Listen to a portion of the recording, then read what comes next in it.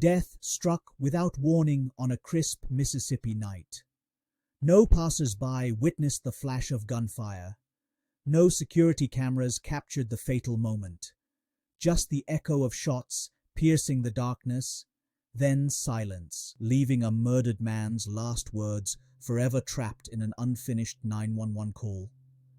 The body lay slumped beside a parked car, blood seeping into the asphalt of the apartment complex lot.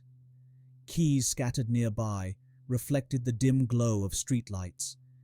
In the victim's pocket, a phone displayed an attempted emergency call that never connected. Within hours, this scene would expose a web of secret relationships, obsessive pursuit, deadly jealousy.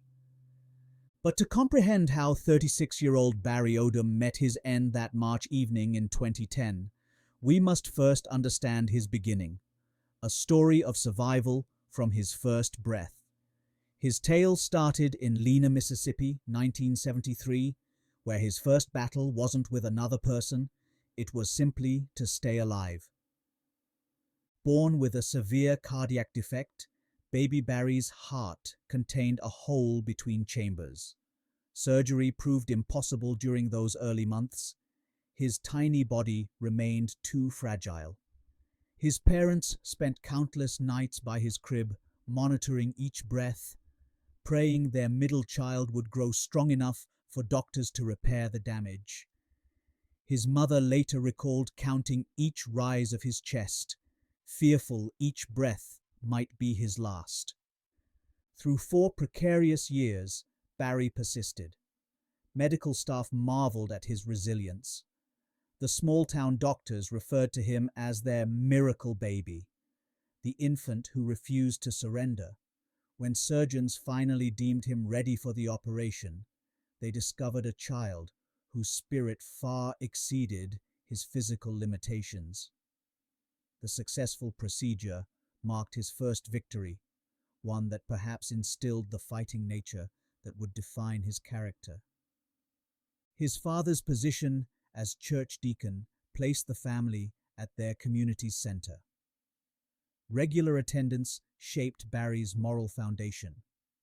His father preached compassion, service to others, values that would later guide Barry's career choice. Between services, he immersed himself in books, displaying an early passion for learning that would carry through his academic career. The local library became his sanctuary. Librarians remembered a small boy requesting medical texts far beyond his years, fascinated by the human body's complexities. This curiosity, born from his own medical struggles, planted seeds for his future path.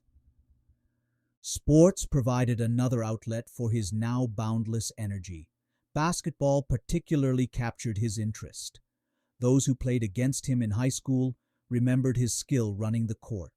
His speed, precision passing, shooting accuracy earned him recognition as one of the state's outstanding point guards. Coaches noted his strategic mind, his ability to read opponents, skills that would later serve him well in more serious confrontations. Scott Central High School's class of 1992 saw Barry graduate with honors.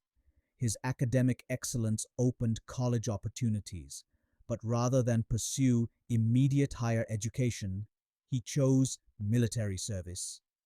The Army welcomed his disciplined mindset. Basic training revealed his exceptional marksmanship. He received special commendation for shooting proficiency within his unit. Military service shaped Barry profoundly. Fellow soldiers recalled his steady nature during high-pressure situations. One recalled Barry's response when their unit faced a particularly tense training exercise. He never lost his cool. While others panicked, Barry methodically worked through problems. That level-headedness saved lives. 4 years of service molded Barry's sense of purpose. When his unit disbanded, he contemplated his next move. Memories of his childhood health struggles surfaced, steering him toward healthcare. The chance to assist others facing similar battles resonated deeply. He recognized how medical professionals had given him a second chance at life. Now he could offer that same hope to others. Nursing certification opened doors at St. Dominic Hospital. Barry's natural empathy made him exceptional at patient care. Those under his watch often requested him specifically. His gentle manner calmed anxious patients. Several returned post-discharge, bearing small gifts, expressing gratitude for his attentiveness during their stays. One elderly patient's family wrote to hospital administration praising Barry's extraordinary care. During Mom's final days, Barry treated her with dignity few others showed. He spoke directly to her, though she rarely responded. He made sure she never felt alone. Perhaps his own experience with illness granted him unique insight into patients' fears. He recognized the vulnerability of being dependent on others' care. This understanding translated into small gestures, taking extra time to explain procedures, offering reassuring words, ensuring comfort in seemingly minor ways that meant everything to those in his charge. Between hospital shifts, Barry maintained several casual relationships. None progressed toward serious commitment until he met Michelle. Their connection deepened quickly, resulting in pregnancy. Their daughter Amelia's arrival transformed Barry's world. Though his romantic feelings for Michelle gradually faded, his devotion to fatherhood never wavered. Co-workers noted how Barry's face lit up, discussing Amelia's achievements. He carried her photos everywhere, proudly displaying her latest artwork. One nurse recalled him working double shifts to afford Amelia's first bicycle. Nothing meant more to him than making his daughter happy, she remembered. Amelia became his priority. Every decision centered on providing for her future. He secured additional work-driving delivery routes for a paper company, often pulling double shifts. No sacrifice seemed too great if it meant giving his daughter better opportunities. He attended every school event, coached her basketball team, created special daddy-daughter dates each month. Those close to Barry noticed how Amelia's presence softened him. The disciplined former soldier melted at his little girl's requests. She wielded remarkable influence over him, yet he maintained proper boundaries. His military background taught him structure's importance in child rearing. Through these years, Barry dated occasionally. No relationship progressed beyond casual status. His focus remained divided between work obligations, parenting responsibilities. This pattern held until 2009, when chance brought Cheryl Gardner into his path. Their first meeting occurred during a routine hospital shift. Cheryl accompanied her friend receiving treatment. Barry noticed her immediately, her quiet grace, her gentle interaction with her friend. They exchanged glances throughout his rounds. Finally, he found courage to speak with her. At 35, Cheryl mirrored Barry's situation, a single parent navigating life's complexities while raising a young daughter. Their shared experiences created immediate understanding. Both called Jackson home, came from respected families, shared similar values. Their initial conversation lasted barely 5 minutes, yet both felt an unmistakable connection. Their demanding schedules as single parents limited opportunities for connection. When they managed to meet, their encounters carried intensity born of limited time. Hotels became their sanctuary, offering precious hours away from daily pressures. These moments allowed them to shed their public roles: responsible parent, dedicated healthcare worker, dutiful daughter, revealing their private selves. Their passion flourished in these borrowed spaces. Neither suspected these secret rendezvous would later factor into a homicide investigation. For now, Barry believed he'd found someone who truly understood his life's balancing act. Cheryl seemed to represent possibility, a chance at companionship without compromising his responsibilities. Yet beneath this seeming harmony, unseen currents stirred. Forces neither fully recognized would soon surface, dragging them into dangerous depths. Barry's life contained more hidden layers than even he realized. These secrets would eventually collide with devastating consequences. Warning signs appeared subtly at first. Occasional unexplained figures in parking lots, mysterious phone calls ending in silence. Objects in his apartment slightly moved from their usual positions. Barry's military training should have recognized these surveillance indicators, but personal happiness perhaps dulled these instincts. His colleagues at St. Dominic noticed his brightened mood. The already compassionate nurse seemed to radiate additional warmth. Patients commented on his gentle humor, his reassuring presence. None suspected darkness lurked at the edges of his contentment. Even Barry's closest friends caught only glimpses of potential trouble. Occasional mentions of strange incidents, unexplained appearances of unwanted visitors, odd coincidences suggesting surveillance, seemed minor when viewed individually. Only later would these pieces form a clear pattern. The hunter watched from shadows, tracking movements, studying patterns, nursing grievances, real or imagined. Each passing week heightened obsessive focus on Barry's activities. Each observation fed growing resentment. Each day brought death slightly closer. When violence finally erupted that March night, it shocked the community, but surprised few who knew the full story. The elements for tragedy had assembled slowly, methodically, until explosion became inevitable. A single moment of brutal clarity would expose every hidden connection, every secret relationship, every deadly intention. But on his last morning alive, Barry woke without premonition. He prepared for work, spoke with loved ones, made plans for evening encounters, all while time drew him inexorably toward his final hours. His murderer's identity remained unknown, but the killer knew exactly where to find him. The stage was set. All players moved toward their appointed roles in the coming tragedy. As daylight faded into that fateful night, none suspected how permanently their lives would change before dawn. The countdown to violence had begun. While Barry Odom spent romantic evenings with Cheryl Gardner at discreet motels throughout Jackson, another woman waited for his calls. Joyce Walker considered herself the sole recipient of Barry's affection. She planned their future together, discussed potential homes, imagined shared mornings over coffee.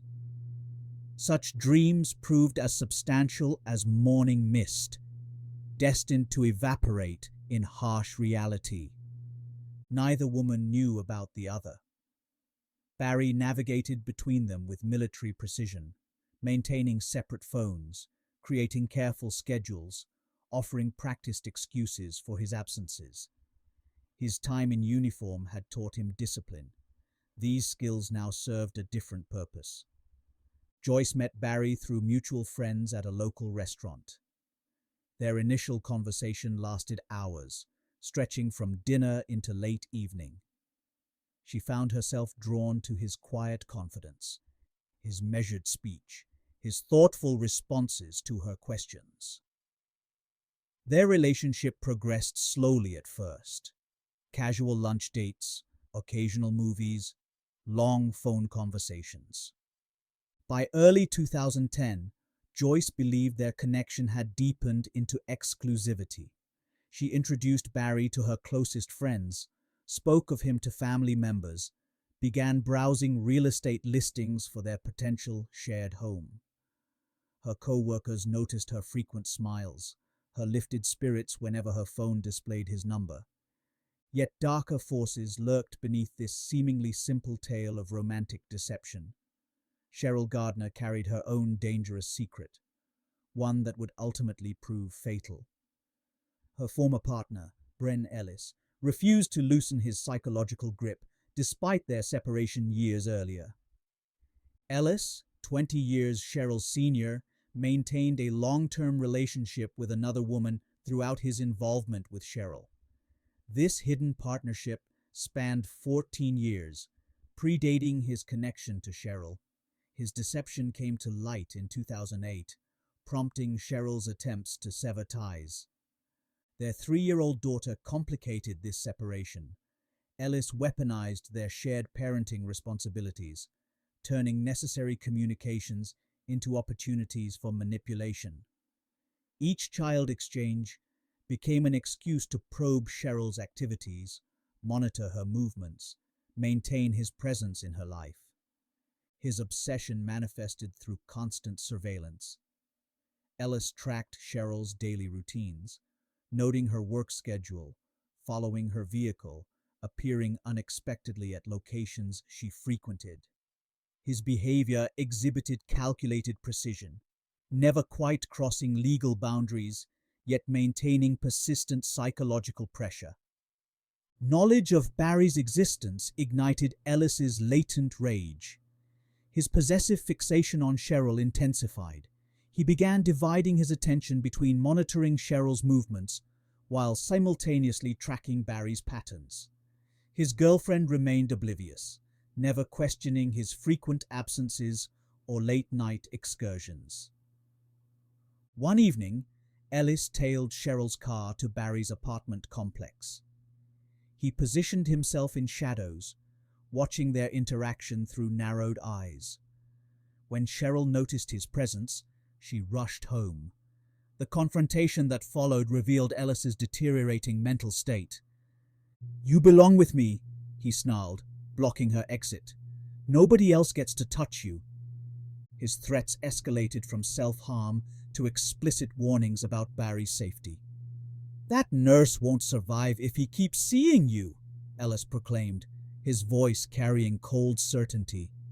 "Things happen to people who take what's mine."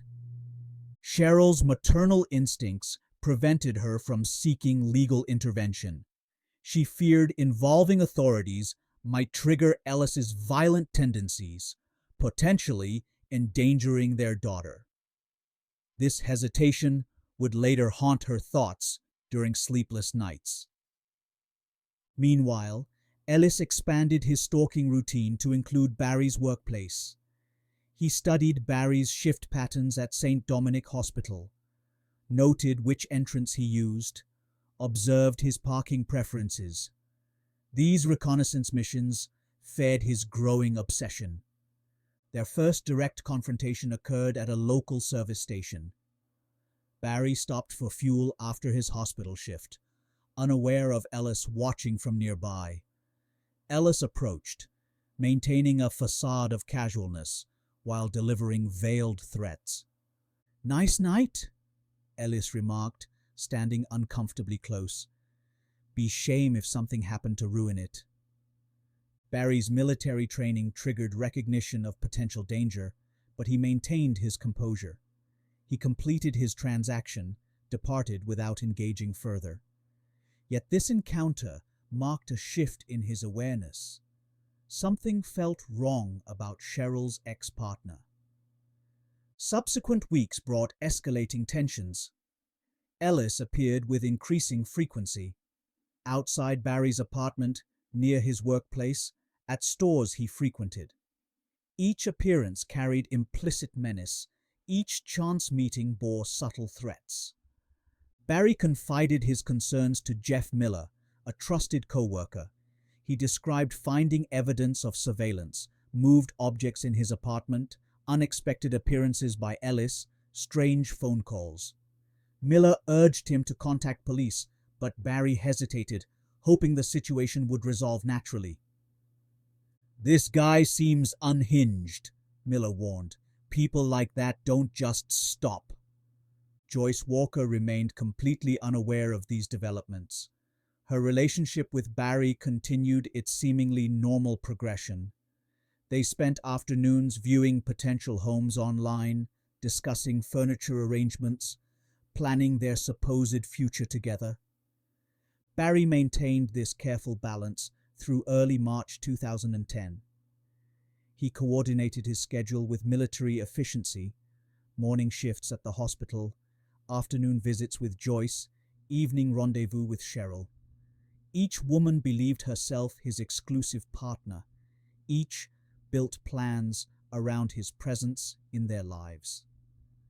Ellis watched it all unfold, his rage building with each observation. He noted Barry's patterns, tracked his movements between women, documented his schedule. This intelligence gathering served a darker purpose, one that would soon transform from surveillance to deadly action. The complexity of Barry's double life required constant attention.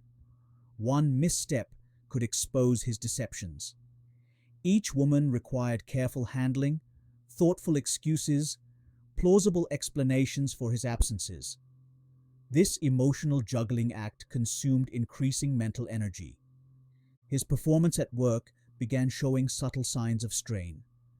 Colleagues noticed occasional distraction, minor lapses in his usual precise routine. Patients still received excellent care, but his trademark warmth dimmed slightly. These changes registered with Joyce. She noted his increasing tendency to reschedule plans, his growing list of work-related excuses. Yet her trust in their connection prevented serious questioning. She attributed these changes to job stress, never suspecting another woman occupied his time. Cheryl likewise noticed subtle shifts in Barry's behavior. His normally relaxed demeanor carried new tension. Their hotel meetings grew shorter, sometimes canceled last minute. She recognized fear beneath his explanations, but respected his reluctance to discuss it. Ellis monitored these developments with predatory focus. Each canceled date, each schedule change, each minor disruption fed his obsessive documentation. His girlfriend increasingly questioned his late-night absences, but years of deception had perfected his excuses. The pressure continued building through early March. Barry's carefully constructed facade began showing cracks. His juggling act between women grew more difficult. Ellis's presence became more overtly threatening. The situation approached critical mass. Various players moved through their roles, unaware of impending tragedy. Joyce planned their future home. Cheryl worried about Ellis's escalating behavior. Ellis plotted in silence. Barry tried maintaining his intricate balancing act. None recognized how close violence lurked. None suspected how dramatically their lives would soon change. None understood that death stalked their ordinary routines, waiting for its moment to strike. The facade would soon shatter, exposing every hidden connection, every concealed relationship, every deadly intention. But for now, they continued their complex dance, each step bringing them closer to that fatal March night when gunshots would echo through darkness. Tomorrow waited just hours away. Tomorrow would bring everything crashing down. Tomorrow would transform their interwoven lives forever.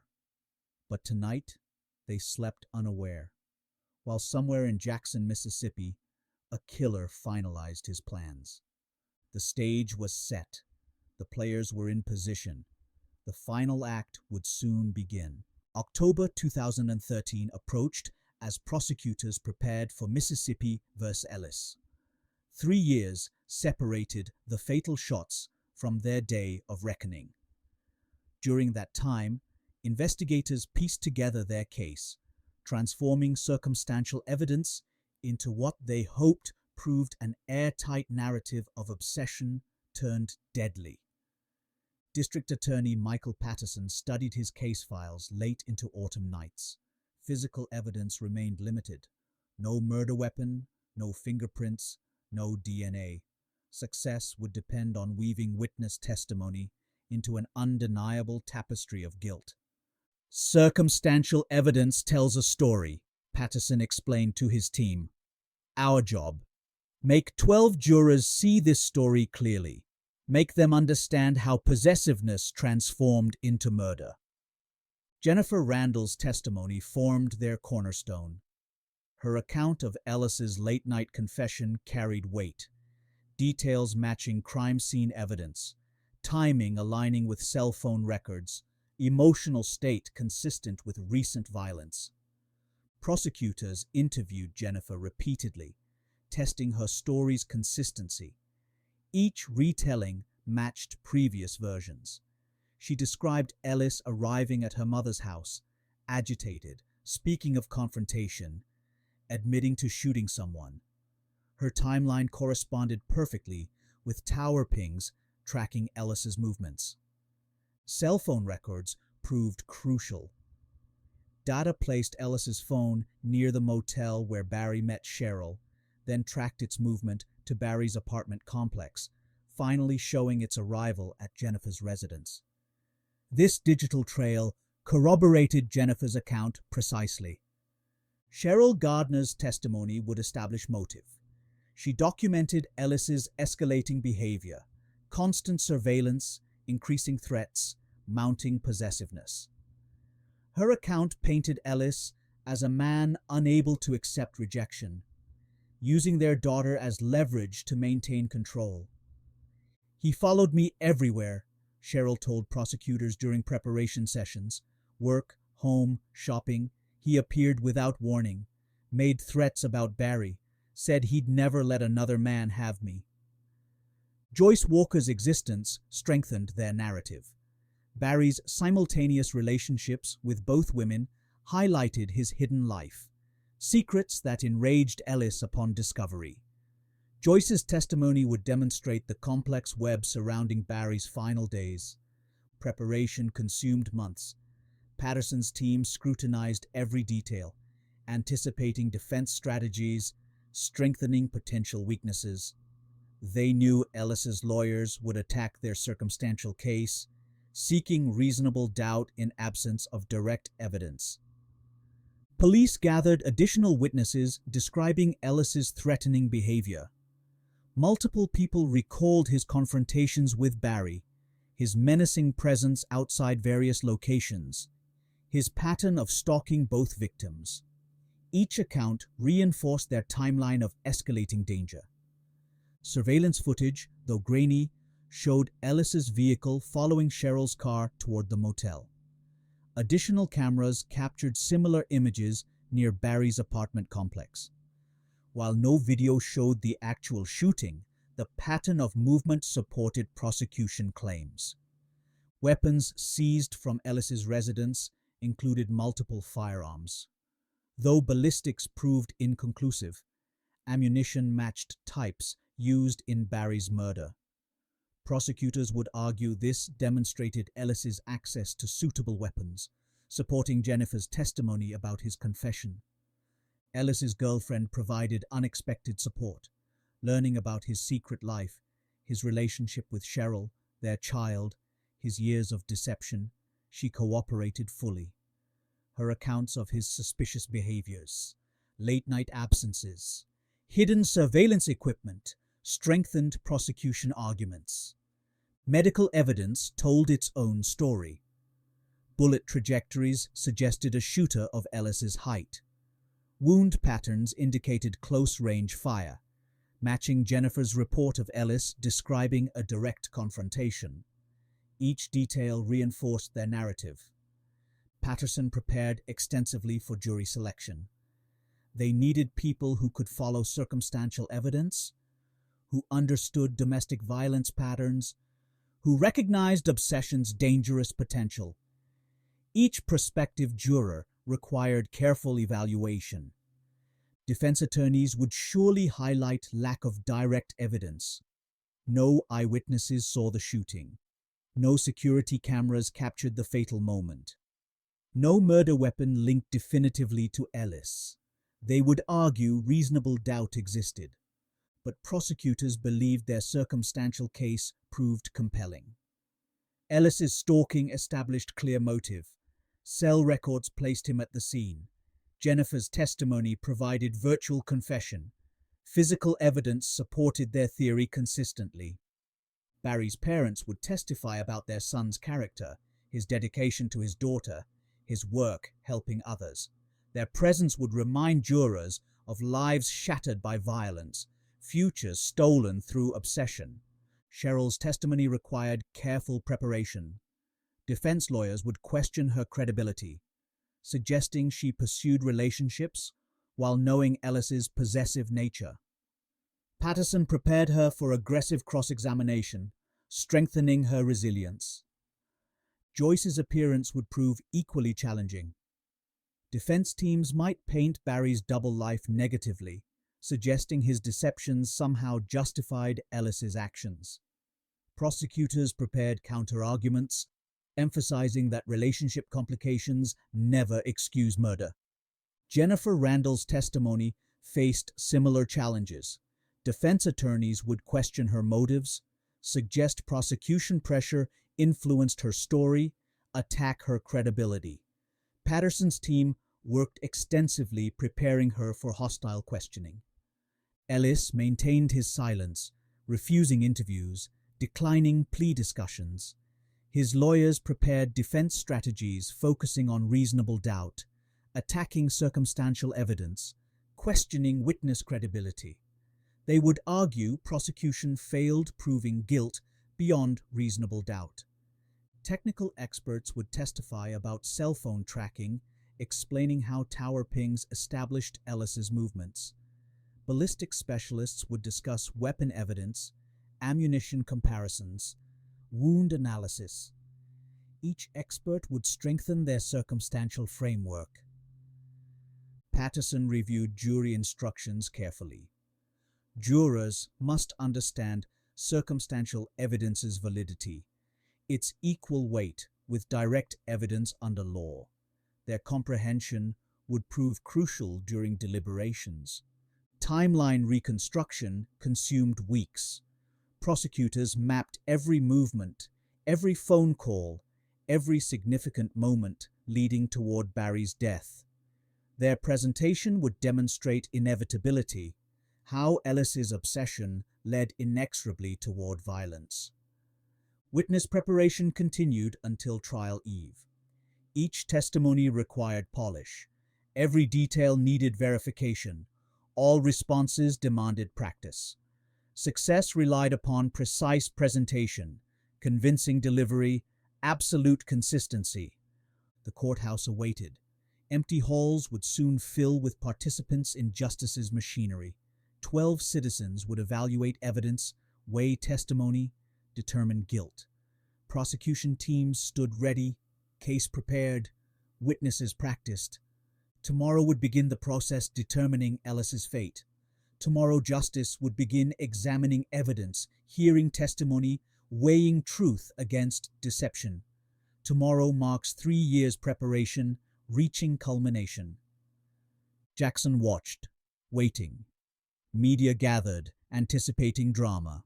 Families prepared for painful testimony. Officers stood ready, maintaining order. The stage stood prepared for justice's performance. Morning approached slowly. Prosecutors reviewed notes one final time. Witnesses tried calming nerves. Ellis sat silent in his cell. 12 citizens slept unknowing of their coming role in justice's machinery. Dawn would bring judgment's beginning. Night held its final hours of peace before courthouse doors opened, before justice commenced its solemn proceedings, before 12 citizens began weighing evidence of obsession turned murderous.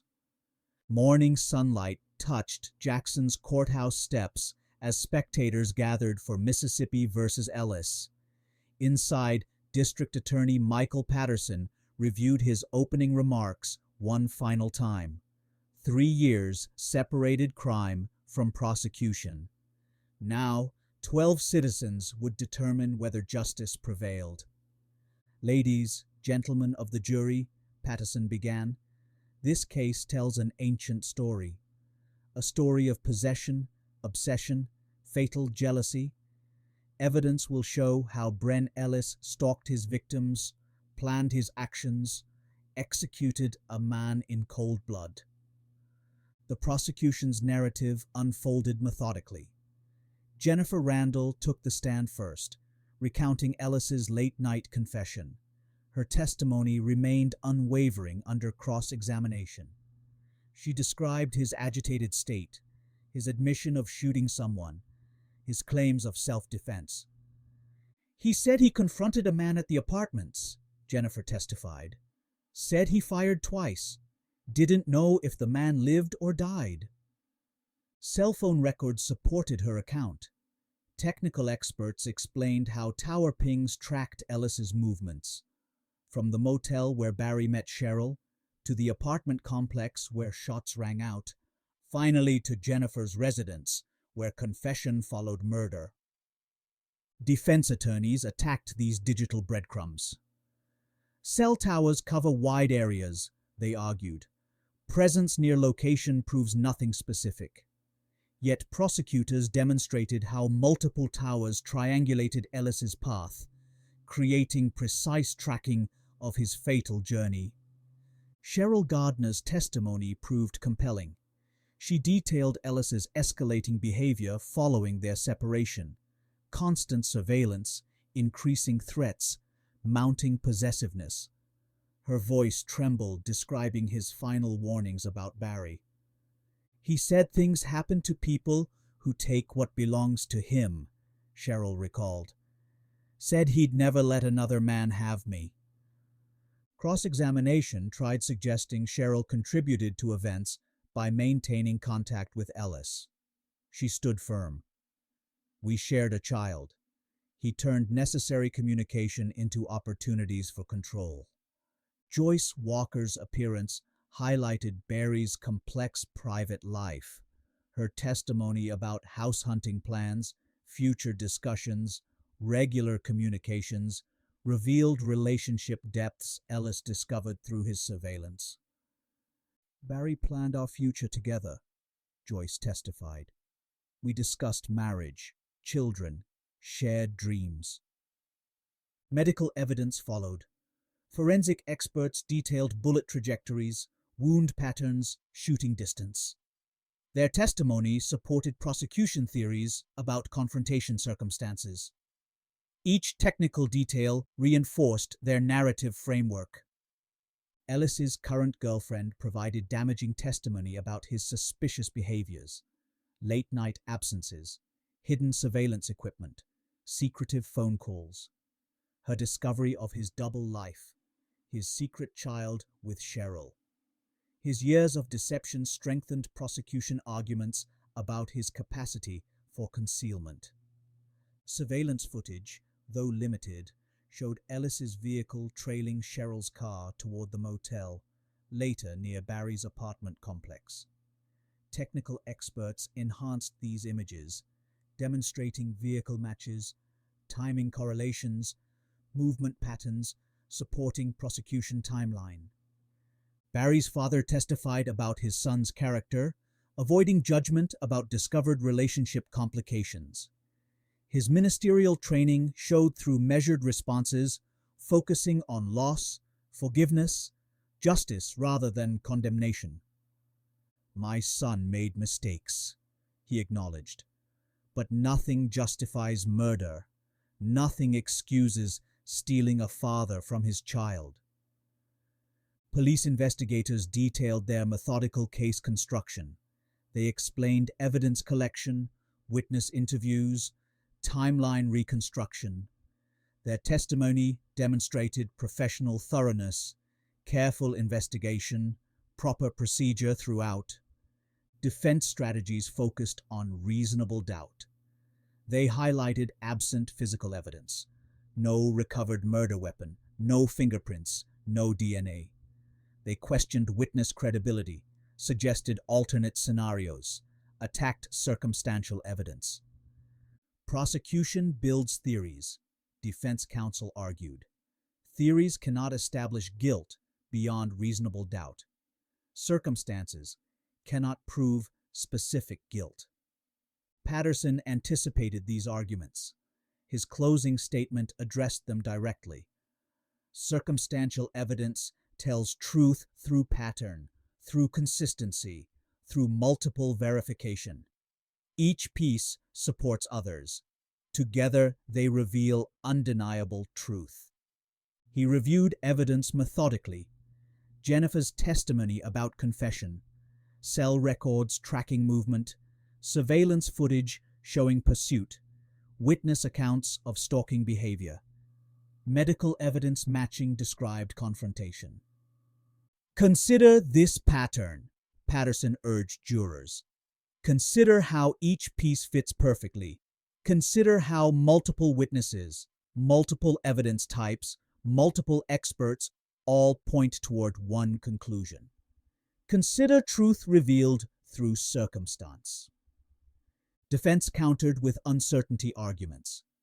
They highlighted evidence gaps, suggested alternate interpretations, reminded jurors about reasonable doubt standards. Their closing emphasized prosecution's burden of proof. Jury instructions followed. Judge William Gowan detailed legal requirements, evidence standards, deliberation procedures. He explained circumstantial evidence validity, its equal weight, with direct evidence under law.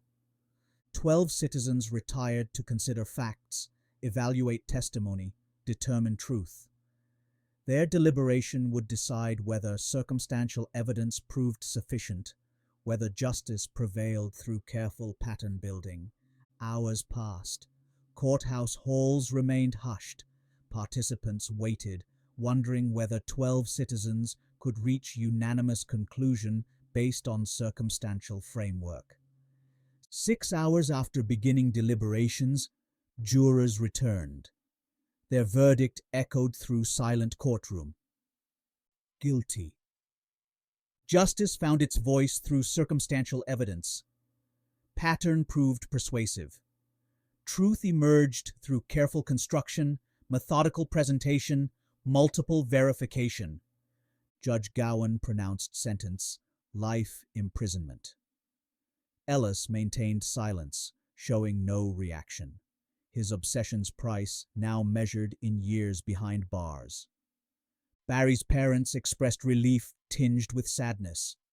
Their son's death found justice, yet questions about his private life remained. Their faith focused them toward forgiveness rather than judgment. Cheryl struggled processing final resolution. Relief mixed with regret about unheeded warnings, uncertainty about sharing responsibility through silence. Yet prosecutors assured her Ellis alone bore guilt for his choices, his actions, his obsession's fatal result. Joyce Walker left court still grappling with revelations about Barry's deceptions. Her dreams died with him, replaced by harsh reality about relationship complications. Yet truth brought closure, allowing healing to begin. Jackson's quiet streets held one less secret now. Justice closed another case, archived another file, recorded another verdict. Lives touched by violence moved forward, forever changed by obsession's deadly price. Courthouse doors closed on Mississippi v. Ellis. Inside, justice's machinery recorded its resolution. Outside, autumn sun touched empty steps where mourning crowds had gathered seeking truth through circumstance. Night fell over Jackson. Somewhere, 12 citizens slept knowing their verdict spoke justice through careful evaluation. Somewhere, a killer faced lifetime consequences of obsession turned murderous. Somewhere, families began healing through truth's revelation. Justice prevailed through circumstance, through pattern, through careful construction. Truth emerged from shadow, revealing every hidden connection, every concealed motive, every fatal choice, leading toward one man's obsession, stealing another man's future.